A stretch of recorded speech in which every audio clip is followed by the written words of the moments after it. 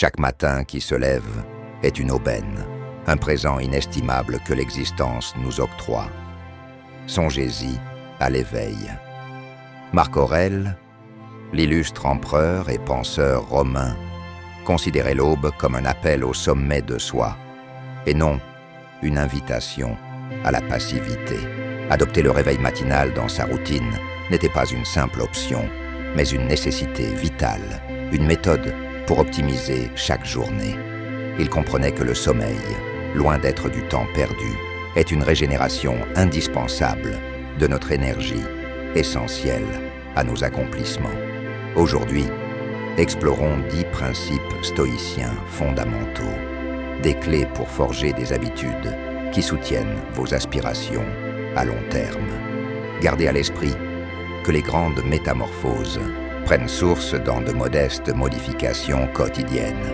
Ne mésestimez jamais la puissance d'une matinée à judicieusement exploiter. Ainsi, avant de poursuivre, je vous lance un défi. Ne zappez point cette vidéo. Si vous êtes ici, c'est que vous désirez ardemment progresser, être l'exception. Imprégnez-vous totalement de ce qui va suivre et laissez chaque parole s'ancrer en votre esprit. Bienvenue sur Sagesse stoïcienne. Installez-vous confortablement, aménagez un espace propice à la méditation et à l'apprentissage. Nous sommes sur le point d'entamer un voyage enrichissant à travers les enseignements stoïciens. Sans plus attendre, plongeons au cœur de notre premier point. Prêt? Débutons. Découvrez l'eudaimonia, le secret grec antique pour des matins féconds et une vie florissante. L'eudaimonia, souvent traduit par bonheur, transcende cette simple définition. C'est l'aboutissement de votre potentiel maximal, la concrétisation de votre nature profonde. Chaque matin offre une nouvelle chance de se rapprocher de cet idéal. Des matins concentrés et productifs ne sont pas uniquement des commencements de journées réussies. Ils constituent les fondations d'une existence riche et pleine. Inversement, des matins dépourvus de dessein peuvent mener à des journées insignifiantes et à une vie insatisfaisante. Mais quel est précisément l'eudaimonia? C'est votre motif de vous lever à l'aurore, votre quête ultime. Les philosophes de grec, tels Aristote, voyaient en l'eudaimonia la finalité de l'existence humaine, atteinte par la vertu, la raison et l'épanouissement personnel. Votre quête individuelle d'eudaimonia pourrait être une passion longtemps délaissée, une aptitude que vous souhaitez développer, ou tout ce qui confère un sens profond à votre existence. Pour amorcer cette quête, interrogez-vous chaque matin: qu'est-ce qui me rapprocherait aujourd'hui de mon essence d'eudaimonia? Notez vos réflexions et choisissez celles qui vibrent le plus en vous. S'engager sur la voie de l'eudaimonia, c'est s'engager dans une vie de défis stimulants, de relations profondes, de créativité et de bien-être. Offrez-vous chaque matin une raison puissante de vous éveiller, un objectif qui nourrit votre âme et vous propulse vers la réalisation de votre potentiel. Préparez vos matins, à l'instar de ce que soulignait Marc Aurèle. Tous nos efforts doivent n'être visés un but ultime. Sans cela, toute action est vaine. Devenir une personne matinale dépasse la simple action de programmer un réveil à 5 heures du matin. Ceux qui parviennent à optimiser leur matinée possèdent une routine non seulement au réveil, mais également avant de se coucher. Souvenez-vous, vous ne maîtrisez pas votre conscience durant le sommeil, mais vous pouvez influencer vos activités nocturnes pour un réveil plus efficace. Commencez dès ce soir. Éloignez-vous de la télévision et du téléphone avant de dormir. Prenez l'engagement envers vous-même d'éviter les écrans au lit. Organisez également votre environnement pour le lendemain. Par exemple, si vous envisagez de faire du sport, préparez vos vêtements de sport la veille en les disposant à portée de main. Vous vous épargnez ainsi des efforts matinaux. La présence de vos affaires de sport prêtes dans votre chambre rendra plus difficile l'idée de renoncer à l'entraînement. Et n'oubliez pas, un esprit encombré de problèmes non résolus, qu'ils soient financiers, relationnels ou professionnels, ne trouvent pas aisément le repos. Vous connaissez certainement cette sensation, celle de ressasser un problème en tentant de dormir. Il est primordial de régler tout ce qui est en votre pouvoir avant de vous coucher. Pour les problèmes hors de votre contrôle, pratiquez la respiration profonde. Inspirez calmement, comptez jusqu'à 5, puis expirez lentement. Ce simple exercice signale à votre corps qu'il n'y a aucun danger imminent, favorisant une détente des tensions, un ralentissement du rythme cardiaque et un apaisement intérieur. En ralentissant consciemment votre esprit, vous encouragez une nuit de sommeil réparatrice, essentielle pour un réveil productif. Les menus sacrifices du soir sont les clés pour devenir un lève-tôt accompli et exploiter au mieux vos journées. Évitez les distractions sitôt le réveil. À l'image de ce que conseillait Marc Aurèle, concentre-toi sur chaque instant, tel un Romain, tel un homme, en te focalisant sur ta tâche, avec une gravité précise et sincère, et avec affection, liberté et justice, et affranchis-toi de toute autre distraction. Fréquemment, dès l'aube, nous nous retrouvons dispersés dans diverses directions, sans même cerner notre véritable objectif. Les distractions sont omniprésentes. Vidéos aléatoires sur Facebook, nouvel épisode de votre série préférée, actualités tragiques, messages Instagram, vaisselle non faite, factures impayées. Dans notre monde contemporain, les moyens de communication et les stimulations mentales foisonnent. Quelle que soit l'heure à laquelle vous vous éveillez, les distractions guettent, parfois au point où il semble que le monde entier conspire contre votre concentration. La plupart du temps, ces distractions agissent comme une forme de procrastination productive.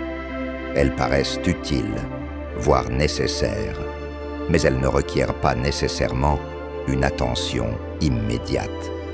Apprendre à les identifier et à les écarter peut transformer radicalement vos matins. Il est fondamental de se souvenir que le temps qui suit immédiatement le réveil est un moment précieux.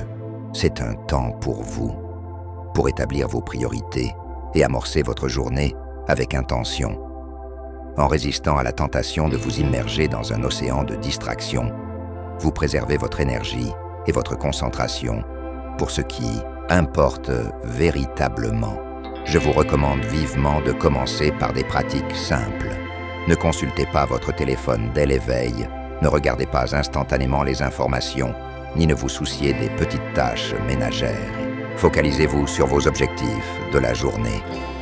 En adoptant cette discipline, vous prenez le contrôle de votre journée dès les premiers instants, ouvrant ainsi la voie à une productivité et une réalisation significative. Cultivez la régularité dans vos heures de réveil. À l'instar de ce que disait Marc Aurèle, nous devons édifier notre vie action après action et nous réjouir si chaque action atteint son but autant que possible et que personne ne puisse nous en détourner. Cette sagesse est primordiale pour parvenir à devenir une personne qui se lève tôt avec constance. Écoutez attentivement ceci. Prendre en main chaque aspect de votre existence est le premier pas vers l'acquisition du pouvoir personnel, indispensable pour créer ou transformer ce que vous désirez. Pour se lever tôt de manière régulière, il est indispensable de cultiver l'autodiscipline. L'autodiscipline est en réalité l'habitude de la constance. Il faut se motiver à répéter une action jusqu'à ce qu'elle devienne naturelle. Et c'est en observant les résultats de cette répétition que vous serez encouragé à persévérer. Les 30 premiers jours d'instauration d'une nouvelle routine matinale sont cruciaux. Cette période peut être divisée en 3 phases de 10 jours. Chaque phase présente ses propres défis émotionnels et obstacles mentaux pour maintenir la nouvelle habitude. Les 10 premiers jours sont souvent les plus ardus. L'envie de renoncer peut être forte, en particulier lorsqu'il s'agit de se lever tôt. Des pensées telles que Je suis trop fatigué, j'ai besoin de plus de sommeil, ou la tentation de repousser l'alarme sont fréquentes. Il est important de se rappeler que cette période difficile n'est que temporaire. Ensuite, il y a la deuxième phase, qui s'étend du 11e au 20e jour. Bien que toujours inconfortable, elle devient plus facile à gérer. Vous commencez à vous accoutumer à votre nouvelle routine et à en percevoir les bénéfices. Votre confiance grandit et vous commencez à associer positivement les avantages de vous lever tôt. La troisième phase est celle de la transformation véritable. Votre perception évolue de « je ne suis pas une personne du matin » à « je suis une personne du matin ». Au lieu de redouter le réveil, vous commencez à vous réjouir à l'idée d'entamer une nouvelle journée, car vous avez réussi à le faire pendant plus de 20 jours consécutifs. Vous ressentez enfin les bienfaits de cette habitude. Ce processus est conçu pour intégrer l'habitude de se lever tôt dans votre identité. Une fois que vous vous identifiez à cette nouvelle manière de vivre, il devient plus aisé d'agir en conséquence. Abordez les choses avec aisance. À l'image de ce que Marc Aurèle nous rappelle, sois attentif à l'instant présent et interroge-toi. Pourquoi cela te semble-t-il insupportable ? Pourquoi ne puis-je pas endurer cela ? Si cette interrogation vous met mal à l'aise, c'est probablement parce que notre cerveau tend naturellement à privilégier la gratification immédiate, favorisant ainsi les récompenses à court terme au détriment des avantages à long terme. C'est la raison pour laquelle 95% des individus abandonnent leur routine d'exercice dans les 10 premiers jours. Ils ne prennent pas conscience que la difficulté ressentie au début de toute nouvelle habitude est transitoire. Nombreux sont ceux qui se disent « si c'est si pénible, alors cela n'en vaut pas la peine ». Cette mentalité nous conduit souvent à remettre les choses à plus tard, en particulier lorsqu'il s'agit de se lever tôt. Si nous manquons un matin, nous nous promettons de recommencer le lundi suivant ou le mois prochain. Cependant, il est essentiel de comprendre que c'est notre capacité à persévérer qui forge notre discipline et notre force intérieure. La vie est imprévisible et nous maîtrisons peu de choses dans notre existence. Ce que nous pouvons contrôler, c'est l'usage que nous faisons de nos journées. Chaque nouveau jour est un présent, une opportunité de devenir une meilleure version de nous-mêmes. Ainsi, si vous vous êtes réveillé tard aujourd'hui, pardonnez-vous et décidez de vous lever tôt dès demain. Souvenez-vous, chaque jour est une nouvelle bataille et chacun est capable de se battre pour un meilleur lendemain. Pratiquez la discipline dans les petites choses. Marc Aurèle nous enseigne que nous devons nous exercer à la discipline dans les détails pour ensuite progresser vers des tâches de plus grande envergure. Si tu as mal à la tête, dit-il, habitue-toi à ne pas te plaindre, ne maudis pas à chaque douleur. Vous pouvez exprimer votre inconfort, mais ne laissez pas vos lamentations envahir tout votre être. Le terme discipline provient du mot latin disciplina, signifiant enseignement ou instruction. Pratiquer la discipline dans les petites choses, c'est se modeler constamment, forger sa résilience mentale. Un exemple simple est de placer votre réveil loin de votre lit. Cela vous contraint à vous lever, à mettre votre corps en mouvement, et le mouvement engendre de l'énergie. Lorsque vous vous levez pour éteindre l'alarme, vous êtes bosqueau déjà debout, ce qui vous aide naturellement à rester éveillé. Évitez de remettre l'alarme à plus tard. Pensez-y. Appuyez sur le bouton « snooze » revient à dire « je déteste me réveiller le matin, alors je vais le faire plusieurs fois ». Si votre réveil est éloigné, vous devez sortir du lit pour l'éteindre. Une fois debout, restez éveillé. Ne laissez pas votre esprit vous persuader de retourner au lit. Il n'y a qu'une seule option, quitter la chambre. Une autre pratique simple mais efficace est de faire votre lit chaque matin. En accomplissant cette première tâche de la journée, vous éprouvez un petit sentiment de fierté et de motivation pour en accomplir d'autres. Cela renforce l'idée que les petites choses ont leur importance. Si vous ne parvenez pas à gérer correctement les petites tâches, il vous sera difficile de vous attaquer aux grandes. Associez-vous à un allié de motivation pour atteindre votre objectif de vous lever tôt. Il est fondamental de vous lier à une personne qui vous soutient et vous encourage. Cette collaboration est cruciale, car l'une des compétences les plus importantes dans la réalisation de nos aspirations est la capacité de rester engagé et motivé. Votre complice de motivation pourrait être un ami, un membre de votre famille ou un collègue qui a déjà réussi dans le domaine que vous visez. Cette personne agit comme un pilier de soutien, vous encourageant et vous rappelant vos engagements. En particulier lorsque votre détermination s'affaiblit, l'avantage d'avoir une telle personne à vos côtés est indéniable. Cette relation crée un environnement de soutien mutuel où chacun puise inspiration et motivation dans la réussite de l'autre. Ce soutien rend des défis individuels, comme se lever tôt, plus accessible et gratifiant.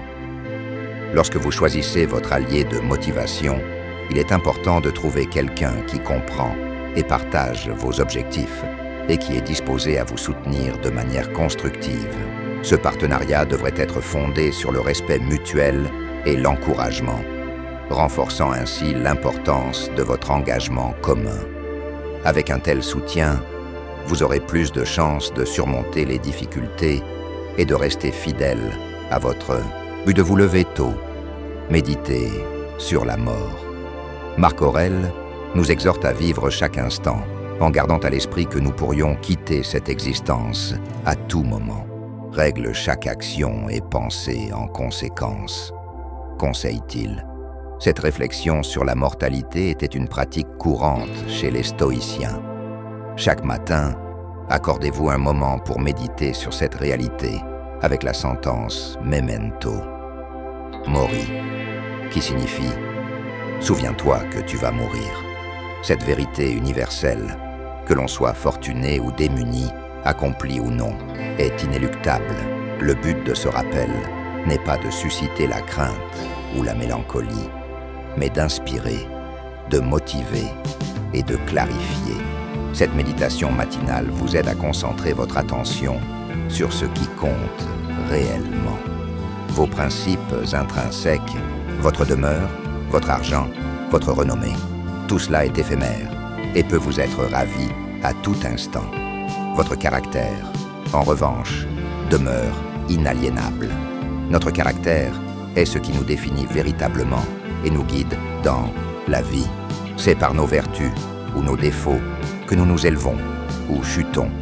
Et c'est souvent cela qui constitue notre héritage. Se remémorer notre mortalité nous ancre dans la réalité. Pensez à la question que Steve Jobs se posait chaque matin. Si aujourd'hui était le dernier jour de ma vie, voudrais-je faire ce que je suis sur le point de faire aujourd'hui? Si la réponse est trop fréquemment négative, il est temps de changer quelque chose rapidement. Ne laissez pas passer l'opportunité de vivre pleinement votre vie, emprisonné dans des activités que vous détestez. Ce n'est pas la mort que nous devons redouter, mais le fait de ne jamais commencer à vivre réellement. Pratiquez la visualisation négative. Marc Aurèle nous rappelle. Chaque matin, prépare-toi à rencontrer des individus ingrats, arrogants, malhonnêtes, envieux et taciturnes. Ils agissent ainsi car ils ne discernent pas le bien du mal. Les stoïciens préconisent de considérer le monde tel qu'il est réellement, plutôt que d'imaginer une société idéale. La visualisation négative consiste à modérer vos attentes et à être plus réaliste envers vous-même. Quels sont les scénarios défavorables qui pourraient se présenter? Comment les affronteriez-vous? Cette approche vous permet de vous préparer au pire, vous plaçant ainsi dans une meilleure posture pour gérer les difficultés potentielles. Prenons l'exemple du travail. Si vous anticipez que votre supérieur pourrait être difficile, vous serez mieux armé pour faire face à son comportement. Si, au contraire, il se montre agréable, Cela sera une surprise positive. Mais dans tous les cas, vous resterez serein, car vous êtes préparé. Imaginons maintenant que vous ayez une réunion importante avec un client pour conclure une affaire majeure.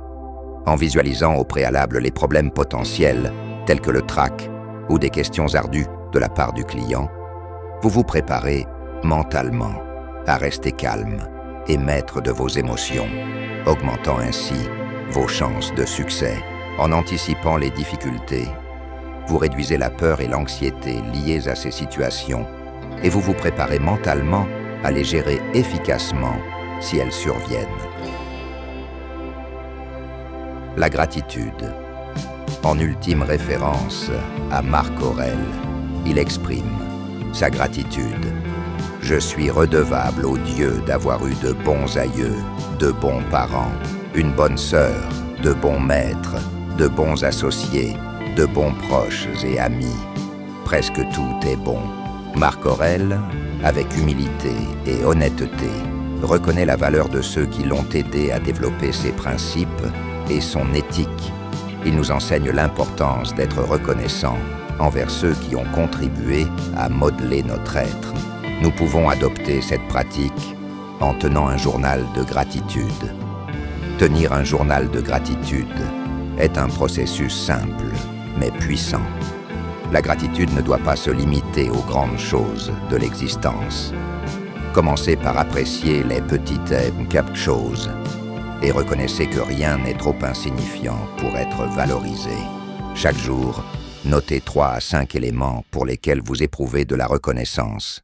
Cela peut aller d'une journée éprouvante au travail, contrebalancée par le réconfort de votre famille ou de votre animal de compagnie, ou simplement la gratitude d'être en vie. Pratiquer la gratitude avant de vous endormir contribue non seulement à une meilleure qualité de sommeil, mais vous prépare également à vous lever le lendemain avec une perspective positive. Souvenez-vous, votre première pensée au matin est souvent influencée par votre dernière pensée avant de dormir. Si vous vous endormez avec des pensées positives et reconnaissantes, vous vous réveillerez avec la même énergie. Choisissez donc chaque soir de créer une attente positive pour le lendemain. Soyez reconnaissant, pardonnez-vous les erreurs de la journée et engagez-vous à faire de votre mieux le jour suivant. Rappelez-vous, les choses ne changent pas, c'est nous qui changeons. Si vous avez apprécié cette vidéo, n'oubliez pas de consulter notre playlist complète sur le stoïcisme pour approfondir votre compréhension. Aidez-nous à partager cette philosophie enrichissante.